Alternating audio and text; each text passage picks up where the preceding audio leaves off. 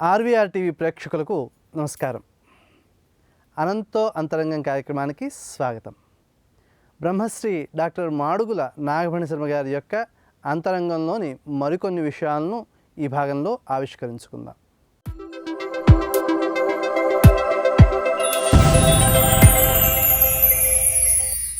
ఇప్పుడు మీ వయసుకి మించిన జ్ఞానాన్ని మీరు పొంది ఉన్నారనే భావన నిజంగా కూడా నేను అలా మనస్సులో ఎప్పుడూ భావిస్తాను. ఇది ఎన్టీ రామారావు గారు, పివి నరసింహారావు గారు, ఇలా చాలామంది మీకు సేవంతే చరణౌ కిరీట వలభీ విశ్రాంత రత్నాంకుర జ్యోత్స్నా మేదుర మేదిని వరరజో మిశ్రాంగ రాగశ్రియ రాష్ట్రపతి గారితో మీకు ఇద్దరికి మధ్య జరిగింది. ఆమె చీపురు పట్టుకున్న ఫోటో ఒకటి వేస్తుంటారు.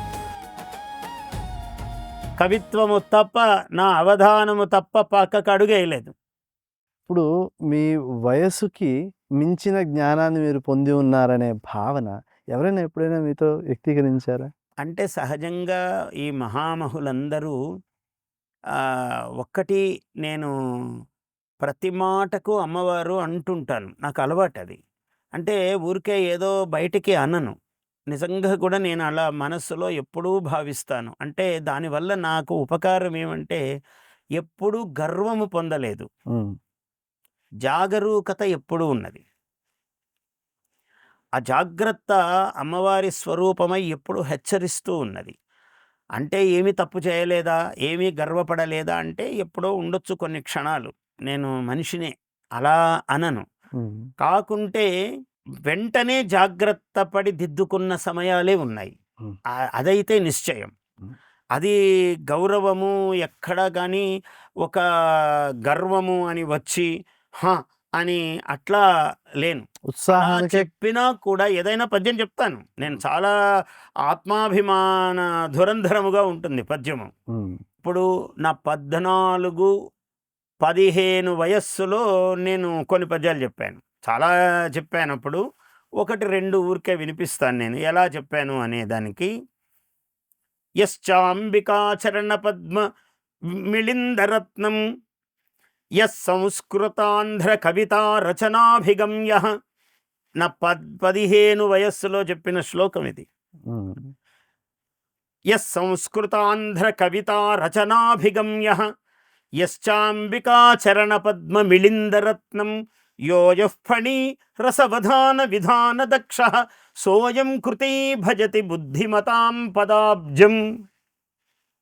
ఏ నాగఫణి అయితే సంస్కృతాంధ్ర కవితా రచనాధురంధరుడో, అభిగమ్యుడో, దానిచేత రమణీయమైన వాడో అందరి దగ్గరకు వచ్చి చేరుతారు కవిత్వం కోసం.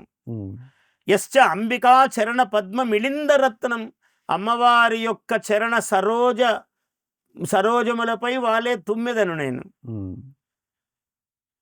యోయః ఫణి, ఏ నాగఫణి అయితే రసవధానములో విధాన దక్షుడో అటువంటి వాడు బుద్ధిమంతుల యొక్క పాదాబ్జములను సేవిస్తున్నాడు.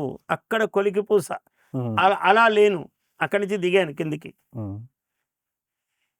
అట్లా ఏది చెప్పినా అందులో ఒక శృతి పలుకుతూ ఉంటుంది. ఆ వినయము దాటకుండా ఒక పగ్గము అక్కడ సిద్ధంగా ఉంటుంది, అమ్మవారి పగ్గము. మహామహులు నన్ను ప్రశంసించిన వాళ్ళు మామూలు వాళ్ళు కాదు. చాలా రాజకీయంగా అత్యంత ప్రతిష్ట కలిగిన వాళ్ళు, పాండిత్యములో మహామహామేరువులు, గౌరవము ఇంకా వాళ్ళ యొక్క తపస్సు విద్యలో భారతీ తీర్థులను మించి ఇప్పుడు అద్యతన ప్రపంచములో ఇంకొకరు లేరు. మొత్తము భూమండలములో ఇంకొకరు, భూమండలం అంటున్నాను నేను ఎందుకంటే ఉంటే భారత భూమిలోనే ఉండాలి. అంతే. భారతీ తీర్థ శ్రీచరణులంత విద్యా తపోమూర్తులు ఇంకొక్కరు లేరు. నిండుకుండా ఏమీ తొణకరు. ఎంతగా ఇది ఎంత గొప్పగా చేశారు తమరు ఇది అంటే ఎంత ఆయన మాటలు ఆదర్శము. మనలాంటి వాళ్ళము చాలా స్వల్పము. మనం వారి ముందు చూస్తే ఒక మేరు దగ్గర ఒక పరమాణువు నిలబడి మాట్లాడినట్టు ఉంటుంది వారితో. అంత మేరువు దగ్గరికి వెళ్ళి మనం ఒక పరమాణువు స్వామి అని తల ఎత్తి మాట్లాడుతున్నట్లుంటుంది. నాకు ఎప్పుడు అనుభూతి అదే. అంత రసార్ద్రమవుతాయి నేత్రాలు వారి మాట అనుకుంటే. ఎప్పుడూ కూడా ఆయన ఉమ్, అసలు గురువు అంటే ఇట్లుండాలి, జగద్గురువు ఇట్లా ఉంటాడు అనిపిస్తారు ఆయన. అదే ధోరణిలో ఉంటారు ఇప్పుడు విధుశేఖర భారతీ స్వామి. ఉమ్, వారి ఏ గొప్పతనము వారి గురించి మనము పరవశంలో చెప్తాం. మనం కూడా ఏదో పొగడాలని కాదు. చెప్పినప్పుడు ఆయన అంటారు, శర్మ గారు, మా గురువు గారు నీ హయాములో ఇవి జరుగుతాయ్యా అని ఆశీర్వదించారు అంటారు ఉమ్, భారతీ తీర్థులు. ఉమ్, అంటే ఏ గొప్పతనం, ఇంతమందికి భోజనం పెడుతున్నారు మీరు. చాలా వేల మంది విద్యార్థులకు శృంగేరిలో ప్రతిరోజు భోజనాలు వెళతాయి పాఠశాలలకు. అవన్నీ చూసి ఒక్కసారి ఆనందంతో ఆశ్చర్యంతో ఏమైనా అంటే ఉమ్, ఆయన వెంటనే ఏమంటారంటే, మా గురువుగారు ఇలా చెప్పారు, వారి ఆశీర్వచనం వల్ల ఇది జరుగుతుంది అంటారు. అంటే గురుభక్తి ఎట్లా ఉండాలో ఆదర్శం అద్దములాగా కనపడతారు మనకు. ఏదో కొంచెం చదువుకున్న వాళ్ళు తలలు ఎగరేసి ఏవేవో మాట్లాడుతుంటారు ప్రపంచంలో, అందరినీ చూస్తూ ఉంటాము. వారిని చూశాక వీరిని చూస్తే ఓహో ఇది కదా లోకం అని అనిపిస్తూ ఉంటుంది. సందేహం లేదు ఆ విషయంలో.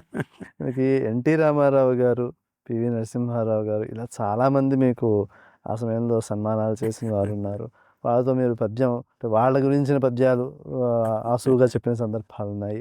అలాగా వారితో తొలి పరిచయం జరిగిన సందర్భంలో ఈ ప్రశ్న జవాబు ప్రశ్నోత్తరాలు జరిగే సందర్భంలో వారి గురించి చెప్పిన పద్యాలు. నాకు ఇవన్నీ గొప్ప అంటే నాకొక యోగం ఉన్నదండి. అమ్మవారు ఆమె దయాభిక్ష నాకు. నేను ఒక మంత్ర సాధన అదంతా నాకు.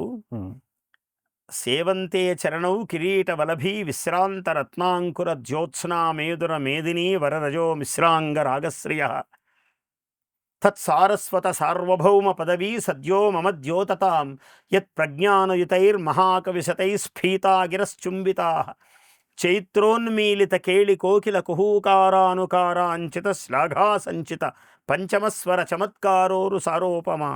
ఇలా ఈ తపస్సు ఫలించినది కవిత్వముగా. ఒక్కొక్కరికి ఒక్కో విధంగా తపస్సు ఫలిస్తుంది. దాంట్లో ఏం చెబుతాడంటే, రాజాధిరాజులు ఈ మంత్రసేవనము చేసినటువంటి, అమ్మవారి సేవ అంటే అదే కదండి. ఆమె మహాసరస్వతి సింహాసనాసీన. ఉమ్, ఎవరో ఒక ఆయన ఒకరోజు అన్నాడు వచ్చి, పద్యము ప్రతిపక్షము వచనము అని ఏదో అన్నాడు. ఏమిటయ్యా ఇలా రా అన్నాను. ఉమ్, వచ్చారు గురుగారు అన్నాడు. ఎందుకు ఇట్లా మాట్లాడావు అన్నాను. ఉమ్, పద్యం అంటే ప్రతిపక్షం ఏమిటయా, పద్యము పద్య సరస్వతి సింహాసనాసీన అమ్మవారు, ఉమ్, ఎందుకు ఇలా మాట్లాడుతున్నావు, నువ్వు పద్యం తెలిసిన వాడివి అన్నా. అంటే అనుకోలేదండి, ఏదో పొరపాటు అన్నాడు. అలా మాట్లాడొద్దు ఎప్పుడు కూడా నువ్వు.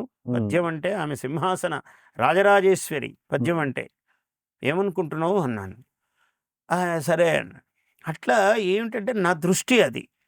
పద్యము అంటే ఆమె సర్వసింహాసన అధీశ్వరి ఆమె. నాకు ఆ భావన ఉంది మనస్సులో. అందుకని నేను ఎవ్వరిని కలిసినా నా పద్యమే నాకు గొప్ప.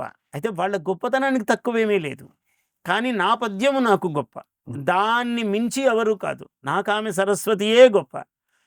అందువల్ల ఇంకా ఎవరైనా ఆమె తర్వాత. శంకరదయాళ శర్మ గారు మొట్టమొదట, ఇంకా చాలా చిన్న వయస్సు, ఆయన అడిగారు, చపాతీ పరోటా సాంబారు కుర్మా శివం వర్ణయంతు అన్నాడు. ఆయన చిన్న సంస్కృతం మాట్లాడేవారు. ఈ 4 పదాలతో యశ్చపాతి జగత్సర్వం యశ్చ పరమేశ్వరః యః పరమేశ్వరః చ పాతి రక్షతి లోకం యశ్చపాతి జగత్సర్వం యోనుకంపా పరః అటతి పరోటతి. అకార ప్రశ్లేష. యోనుకంపా పరోటతి సాంబా రుద్రః తమాశ్రిత్య వయం కుర్మః నమస్యతం. నమస్కార శతం చేస్తున్నాము. కుర్మ సంస్కృతంలో. ఆయనకు తెలుగులో ఈ సౌందర్యం అర్థం కాదు, వారు తెలుగువారు కాదు. కానప్పుడు తెలుగులో జడలో దోసెడు మల్లెపూలు తిరిమెన్ సౌందర్యముప్పారగా నడయాడెన్ దోశ పూరి వడా సాంబారు. జడలో దోసెడు మల్లెపూలు తురిమెన్. దోసెడు జాతీయం, తెలుగువాడికి అర్థమవుతుంది. జడలో దోసెడు మల్లెపూలు తురిమెన్ సౌందర్యముప్పారగా నడయాడెన్ ఘల్లు ఘల్లనన్ హొయలు చిందన్ జాజి పూరీతి.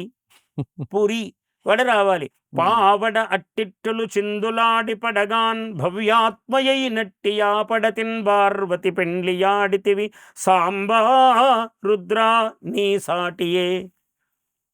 ఇది ఎంత సాంబా రుద్ర అర్థం కావచ్చు, కానీ పావడ, దోసెడు, జాజి, పూరి ఇవి అర్థం కావు. ఇది భాష, ఆ భాషలోనే ఉన్న సౌందర్యం, మన భాషలో ఉన్న సౌందర్యం. ఇప్పుడు కుర్మః సంస్కృతంలో అది చమత్కారము. ఒక్కొక్క భాషకు ఒక విధానం ఉంటుంది.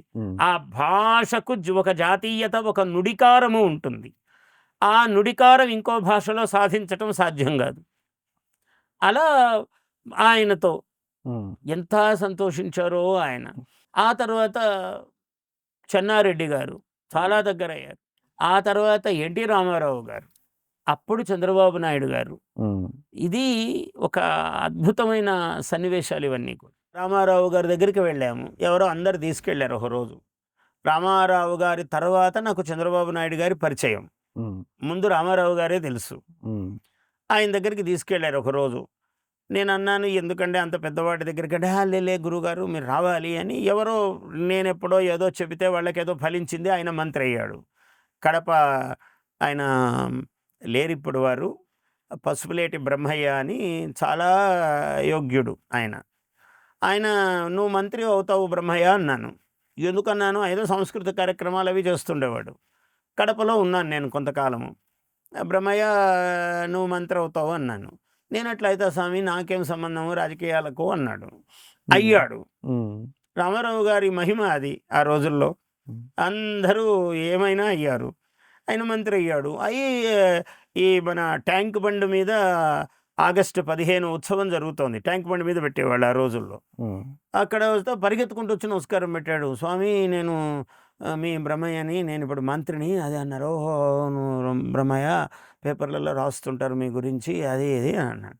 అంటే స్వామి ఎక్కడ అంటే, ఇక్కడే ఏదో మాతృశ్రీ అపార్ట్మెంట్స్లో ఉన్నాను అన్నాడు. ఓ వారం తర్వాత వచ్చాడు ఆయన. వచ్చి మనం పెద్ద ఆయన్ని చూడాలన్నాడు. ఎందుకు బ్రహ్మయ్య అంత పెద్దవారు ఆయన దగ్గరికి? మనం లేదు మీరేం మాట్లాడొద్దు అని సమయం తీసుకున్నారు. ఆయన కొంతమంది శాసనసభ్యులు అందరూ ఓ పెద్ద పుష్పమాల తీసుకొని, గజమాల, అందరం తెల్లవారుజాము 4 గంటల 5 నిమిషాలకు సమయం వెళ్ళాము. వెళితే ఆయన అన్నారు. కళ్ళు కూడా తెరవలేదు ఆయన. నేను నిలబడి ఇలా బొట్టు పెట్టుకొని అడ్డబొట్టు కూర్చున్నారు ఆయన. ఈయనండి అని వాళ్ళు అప్పటికీ భయపడుతూనే చెప్తున్నారు, ఈయన చాలా గొప్పవాడు అవధాని గారు, ఇది అది అని చెప్తున్నారు. అంటున్నాడు ఆయన. దేని తల ఎత్తలేదు, చూడలేదు. చూస్తుంటే మాకిప్పుడు వ్రాసి ఇవ్వండి, తీరిక లేదు, మళ్ళీ చదువుకుంటాం అన్నాడు. మనకేమో రాసే అలవాట్లేదు, చెప్పడమే తప్ప రాయడానికి మనం అలా వీలైన వాళ్ళం కాదు. ఏం చేయాలి, కాసేపు సమయం ఇచ్చి చూశాను. 2-3 నిమిషాలు అవుతోంది. ఆయన కళ్ళు తెరవలేదు, తల ఎత్తలేదు, చూడలేదు. ఎలా ఇది? ఒక్కసారి అందుకున్నాను, ఓహో ఇదా సంగతి అని. అఖిలాంధ్ర ప్రజా హృదయ వీణా తంత్రి ఓ ముఖ్యమంత్రి అన్నాడు. ఇట్లా చూశాడు ఒకసారి.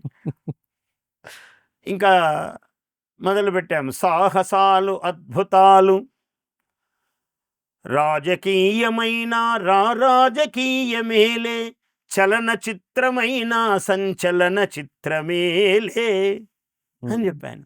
ఒక్కసారి ఆయన లేచి నిలబడ్డాడు. ఏమన్నారు అన్నాడు. ఇంకా మళ్ళీ ఆయన హావభావాలు ప్రకటిస్తున్నాడు, నేను చెప్తూనే ఉన్నాను. 25 నిమిషాలు కవితా గోష్ఠి.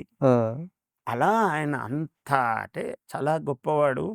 ఒక గొప్పతనమును గ్రహించటం అన్నది వాళ్ళ గొప్పతనమే, అది గుర్తించటము వలన దానికి గొప్పతనం ఏర్పడుతుంది. అట్లాగే పివి గారు, నేను అవధానినే, అయితే నేను చేసే అవధానం కూడా ఎక్కడ ఢిల్లీ, ఎక్కడ గోవా, మళ్ళీ కరీంనగరు, ఎక్కడ హైదరాబాదు, రాత్రికి మళ్ళీ ఢిల్లీ. 3 గంటల పాటు కూర్చున్నాడు ఆయన. వి రాజేశ్వరరావు గారు, సింగాపురం దొర అనేవాళ్ళు ఆయన్ని అందరూ, మహానుభావుడు. ఆయన ఇది పని పట్టుకుని ఈ మహాసహస్రావధానము చేయించాడు. అంత ధనము ఖర్చు పెట్టి ఆ రోజులలోనే కోట్లు. అయితే ఆయన అంత పెద్దవాడు కాబట్టి ఎవరికి సభ చేస్తున్నామన్నా ఆయనకు డబ్బు ఇచ్చేవాళ్ళు. 5,00,000, 2,00,000, 3,00,000 ఇలా అందరూ ఇస్తే అలా బ్రహ్మాండంగా ఆయన నో ప్రాబ్లమ్ అని ఆయనకు ఒక పేరు పెట్టారు అందరూ.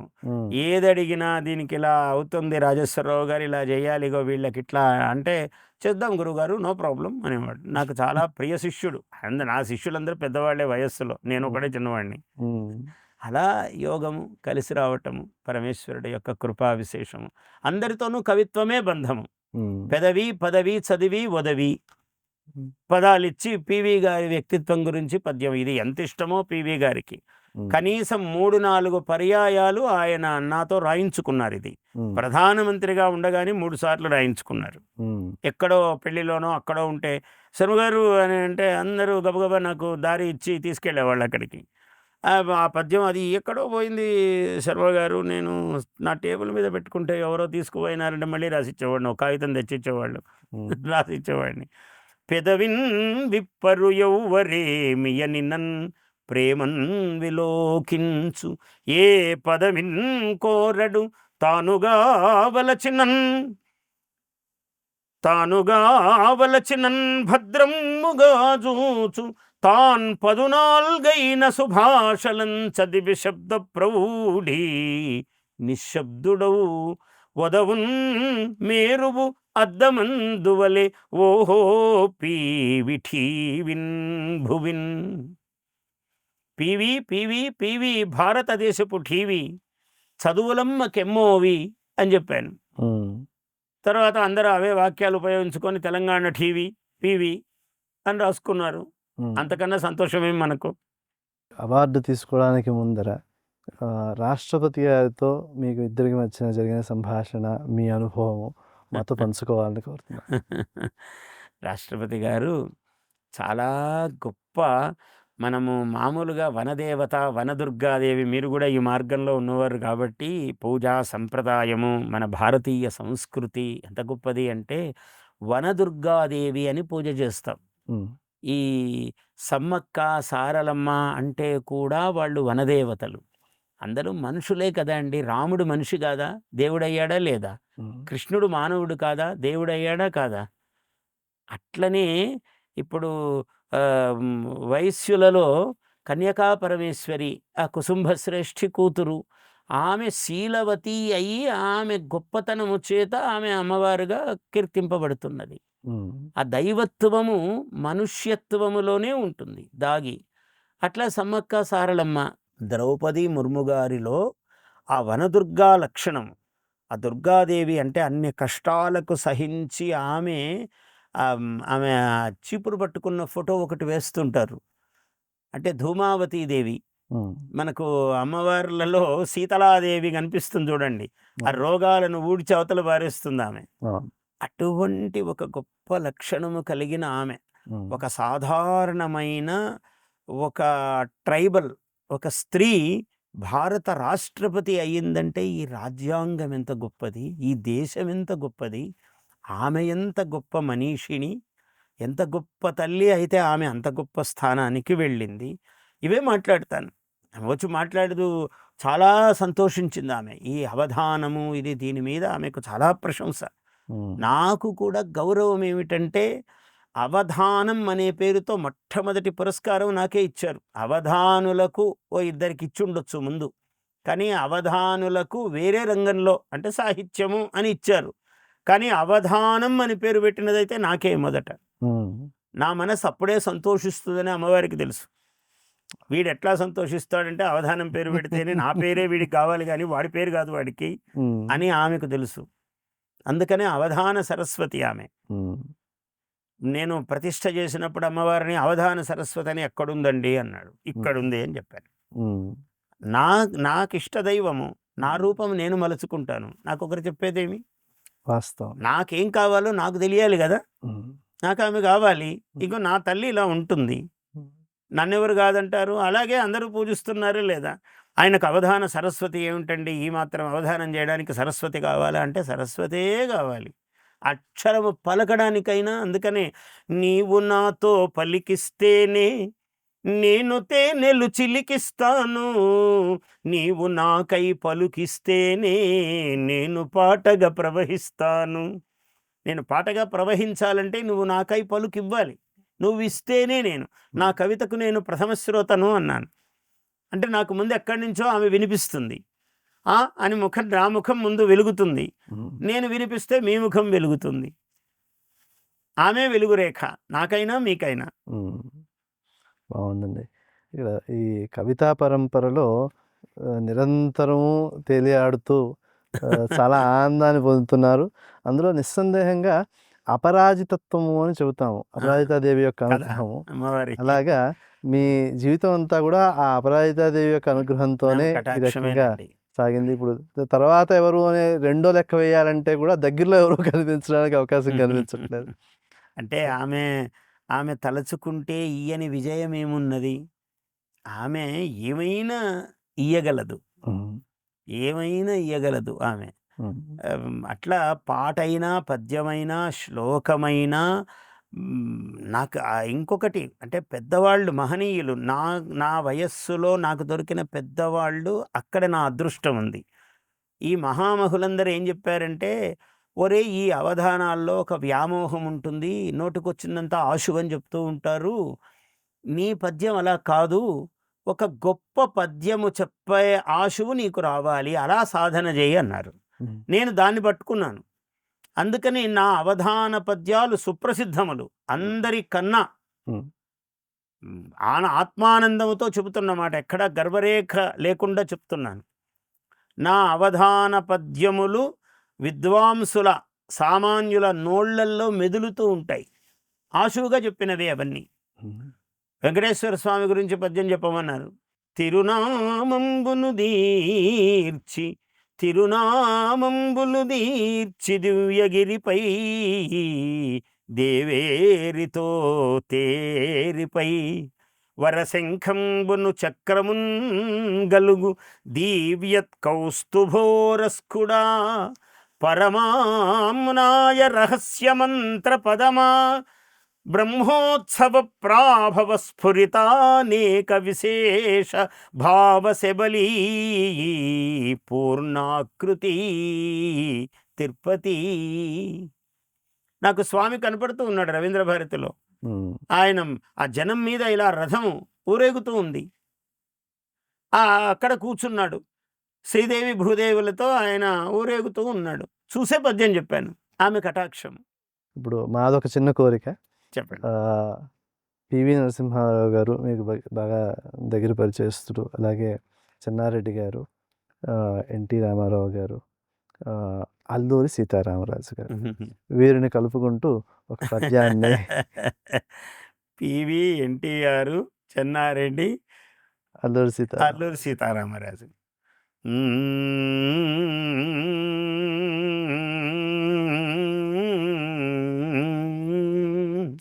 పివి భాషా సరస్వతి ఠీవియతడు, పివి భాషా సరస్వతి ఠీవియతడు,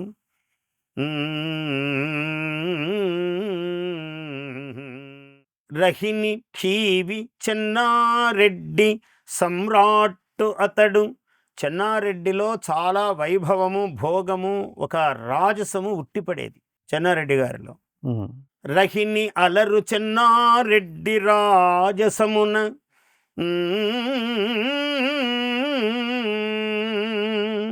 ఎన్టీ రామారాయ మహేంద్ర ఘనత. ఆయన టీవీ చెప్పడానికి సాధ్యమా? అసలు సార్వభౌముడు అతడు. గుణము కూడా అంత గొప్పది. చెన్నారెడ్డి కానీ, రామారావు కానీ, పివి కానీ, వీళ్ళందరూ చాలా గుణగరిష్ఠులండి. నేను ఎప్పుడూ ఆనందిస్తాను వాళ్లతో సాహచర్యం ఏర్పడినందుకు, వాళ్ళు నా అవధానాన్ని మెచ్చినందుకు. ఈ రామారావు ఒక తృణము, లంచము ముట్టుకొని ఎర్రగని ఒక అసాధారణమైన జన్మ రామారావు. లంచం తీసుకునేవాడు వణుకుతుండేవాళ్ళు ఆయన దగ్గర. అసలు అట్లాంటి మహాపురుషుడు కదండి ఆయన. చెన్నారెడ్డి గొప్పతనం ఏమిటంటే చాలా భోగి ఆయన. ఒకరికి ఇచ్చినా అంత నిండు, తాను ఉన్నా అంత నిండు. చాలా గొప్ప మంచి ఆ ఆంగ్లము, ఆ ఇంగ్లీషు చాలా మధురంగా మాట్లాడేవాడు చెన్నారెడ్డి గారు. హ్మ్. ఆయన నాకు టీటీడీలో ధర్మ ప్రచార పరిషత్తుకు అదనపు కార్యదర్శిగా వేశారు నన్ను.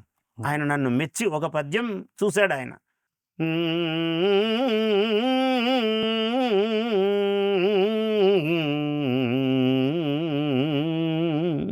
వెలిగే అల్లూరి తెలుగుల వింటినారి, వెలిగే అల్లూరి తెలుగుల వింటినారి, తెల్లవారల బ్రతుకులు తెల్లవారే. ఆయన వలన, ఆయనతోనే ప్రారంభమైంది ఉద్యమం. అందువల్ల తెల్లవాళ్ళ బతుకులు తెల్లవారిపోయాయి, అయిపోయాయి, అక్కడికి ముగిసిపోయాయి. ఆ చీకట్లకు కాలం చెల్లిపోయింది. బాగుందండి. మరొక్క మనవి, ఉమ్, ప్రస్తుతం ప్రధానిగా ఉన్న మోడీ గారు ఆ, మన ముర్ము గారు, ద్రౌపది ముర్ము గారు, అలాగే ఎవరైతే హోంమంత్రిగా ఉన్నారో అమిత్ షా గారు, వారిని ముగ్గురిని కలుపుకుంటూ మరొక్క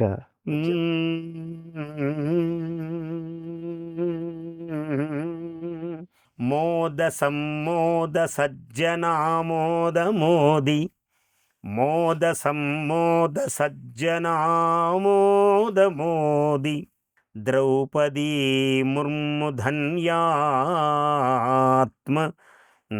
ధవళ నేత్రి, ద్రౌపదీ ముర్ము ధన్యాత్మ ధవళ నేత్రి.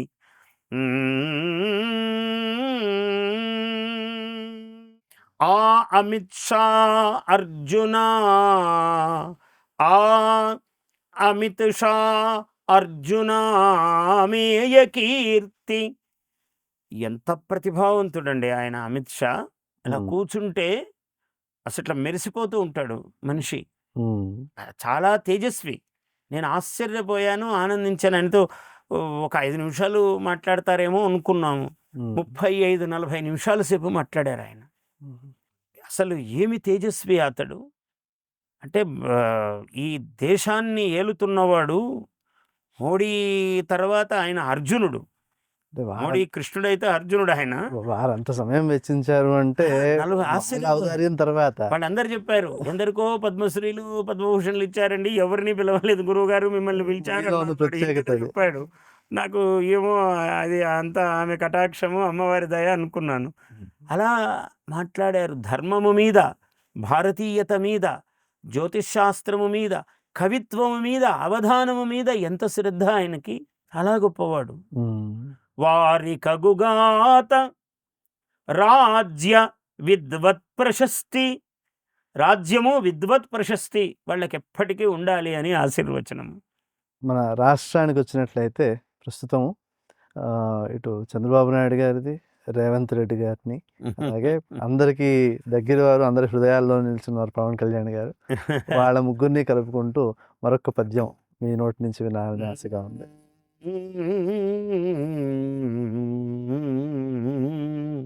అతడు చంద్రబాబు దార్శనికాంధ్రుదట.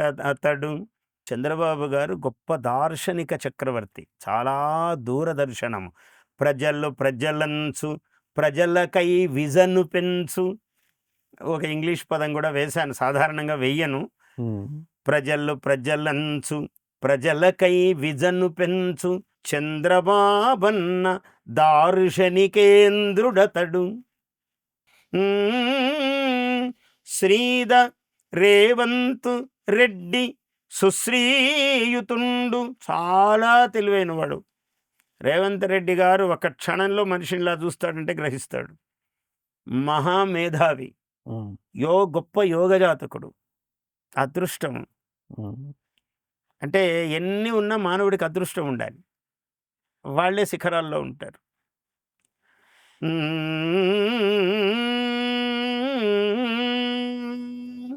శ్రీల రేవంత రెడ్డి సుశ్రీయుతుండు, పవన కళ్యాణమాయేమి, పవన కళ్యాణమాయేమి, భవన భువన లోకలోకేశ దీప్తితో వ్యక్తి నాలోకితుండు. లోకేష్ గారిని కూడా తీసుకున్నారు. అనుకోకుండా వచ్చింది. ఆ!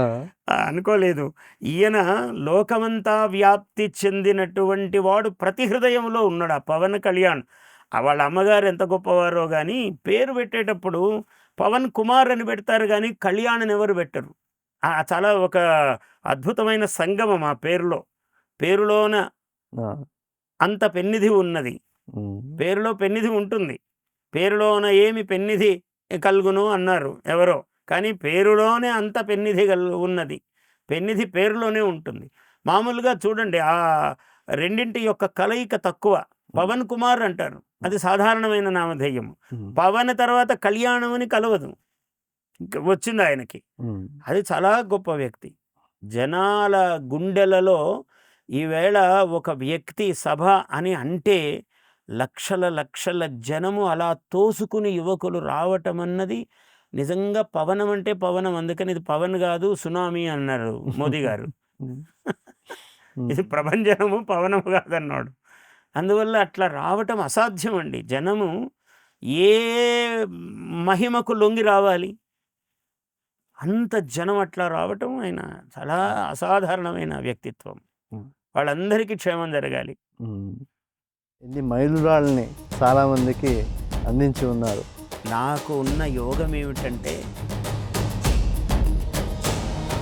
ఆ కాశ్మీర సరస్వతిని పూజించడానికి ఒక ప్రారంభం అడుగు పడింది. ఆధ్యాత్మిక సాధన అనేదే ప్రగతికి కారణము అనే మూలాన్ని మన భారతీయ కళలన్నింటిలో ఉన్న రహస్యం ఏమిటంటే దిశహస్రావధానం చేసిన మీ అంతరంగము ఎంతటి సముద్రమో, ఏమి ముద్ర నీ మనస్సులో ఉంటే ఆ ముద్రే భద్రంగా బయటికి పలుకుతుంది.